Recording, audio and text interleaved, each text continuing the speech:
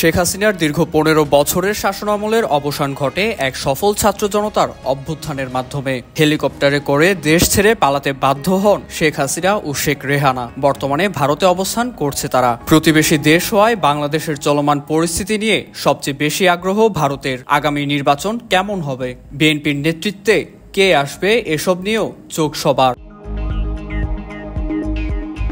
এসব বিষয় নিয়ে খালেদা জিয়ার নেতৃত্বাধীন বাংলাদেশ জাতীয়তাবাদী দল বিএনপির মহাসচিব মির্জা ফখরুল ইসলাম আলমগীরের সাক্ষাৎকার নিয়েছে ভারতীয় গণমাধ্যম এনডিটিভি। শনিবার এনডিটিভিকে ওই সাক্ষাৎকার দেন মির্জা ফখরুল। সেখানে তিনি নির্বাচনের বিষয়ে কথা বলেন। যদিও নির্বাচন কবে হবে তা নিয়ে এখনো অস্পষ্টতা রয়েছে।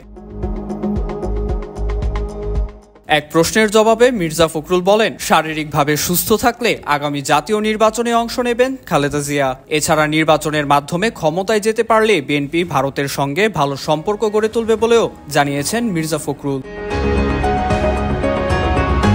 দেশের সংখ্যালঘুদের উপর হামলার বিষয়ে মির্জা ফখরুল বলেন, পরিস্থিতির সুবিধা আদায়ের চেষ্টা করছে কিছু লোক। তার বিশ্বাস, সেনাবাহিনী রাজনৈতিক প্রক্রিয়ায় কোনো হস্তক্ষেপ করবে না।